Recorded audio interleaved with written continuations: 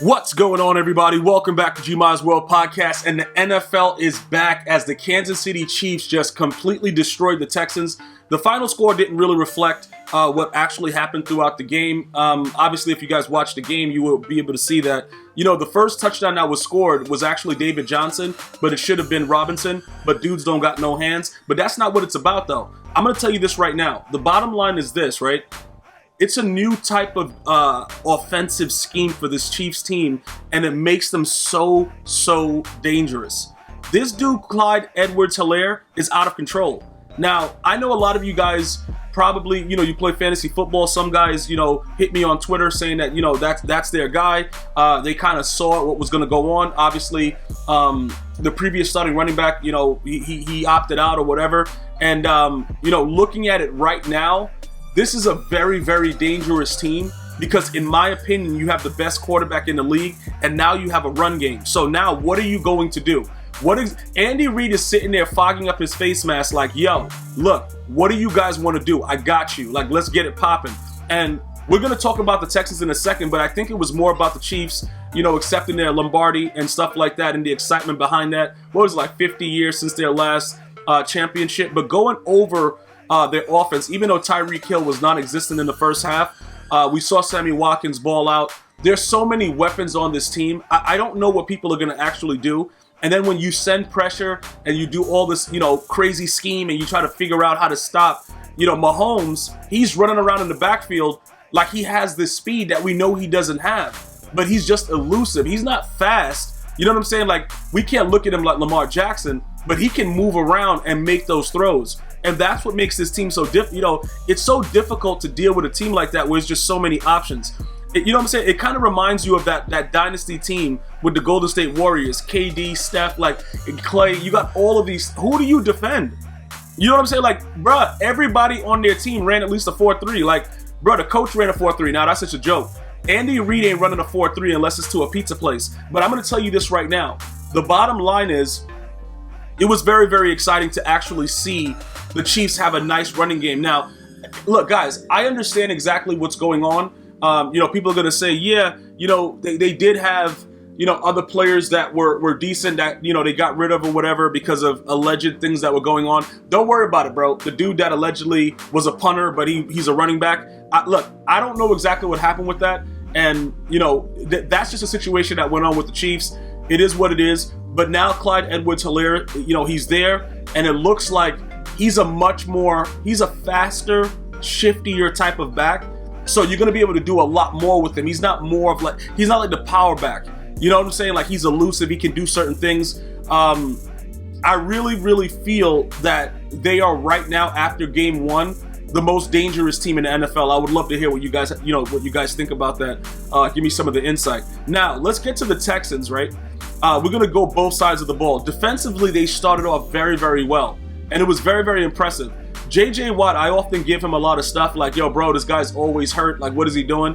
He played very well last night. That defensive line looked very good. I don't know exactly, how they're going to continue to progress, but I tell you this much. I know they haven't had Clowney for a while. Obviously went to Seattle or whatever, and then now, he got traded someplace else. But listen, this is the situation, right?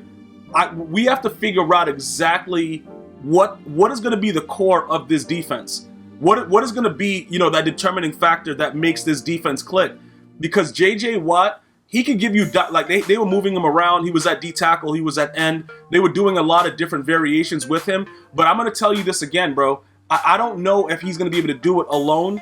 And it's going to be very interesting to see how it progresses. But they did look decent, throughout the first quarter before the Kansas City Chiefs heated up. Now, on the other side of the ball, Bill O'Brien, for some reason, like I said, it could be a lot of discrepancies that go on. You could have disagreements and stuff like that. But I don't really understand exactly why DeAndre Hopkins was traded. If it was monetarily related, I believe that you could work that out, because that gives a lot of pressure immediately to your quarterback in Deshaun Watson. And then now he doesn't have a quick fire read. And as soon as he hiked the ball, the Chiefs now play defense. Bro, they were sending everybody, and the O-line was like, look, whatever, get him then. Like, I don't know what was going on, but it was really crazy. And you got to see immediately, Will Fuller has speed, but he can't catch. And the rookie DB from the Chiefs was going crazy. So now you look at it like, okay, who's going to be that target? What are the actual tools that Deshaun Watson has? And I told you guys this 3 months ago right here on this channel, GmiasWorld Podcast. I told you guys, I said, look, you guys don't realize how huge of a factor that is because Brandon Cooks is not taking over for DeAndre Hopkins. Like that dude, like he's an undersized speedster. But people can put their hands on him. People can do different things and affect him differently. You know what I'm saying? Like it's a very, very interesting thing that people need to understand. It's something that is very, very important for you guys to take a look at it. We'll continue to look at it. But DeAndre Hopkins, you can't do nothing with him. And it was a lot of single coverage on Cooks. He made, a couple plays, but he wasn't spectacular. DeAndre Hopkins demands a double team. That opens up so much more, which we will be able to see with the Cardinals this Sunday. You guys will be able to understand it's basic football principles. If you don't demand respect, it doesn't happen. You know what I'm saying, bro? Like these guys are out here. Look at the Kansas City Chiefs. You got to double team Tyreek. You got to double team Kelsey. And then you got everybody else on the team that's running a 4-3. That's why the Chiefs are so dominant. Now you look at the Texans and it's like, bro, I told you guys this. Expect Deshaun Watson to struggle huge. His O-line, they said, look, hike. And they're like, yo, where the concession stand at? Let me get a hot dog. Like, bro, we ain't blocking for this dude. Look, I don't know what's going to go on with that, but I can tell you this much. It's not much you can do if you don't have the proper tools around you. And you're going to go ahead and figure it out together, all of us, as we watch this season, how big of an issue that's going to be because DeAndre Hopkins, he's going to be balling out with the Arizona Cardinals. I can't wait to watch that game because I already know he's going to ball out. And, I think it's going to be really, really bad. But at the same time, I understand that if the coach has a personal issue and he felt that he had to move on, that's fine. But it's just about winning. For me, it's about winning. And DeAndre Hopkins was still at that point where you could be able to tolerate whatever he's doing as long as it's not breaking the law or whatever like that, to let him stay on the field and just keep going. Because now I don't have any, there's nothing positive I can really say. The Texans are not going to be a formidable team because Deshaun Watson needs weapons and he just doesn't have it.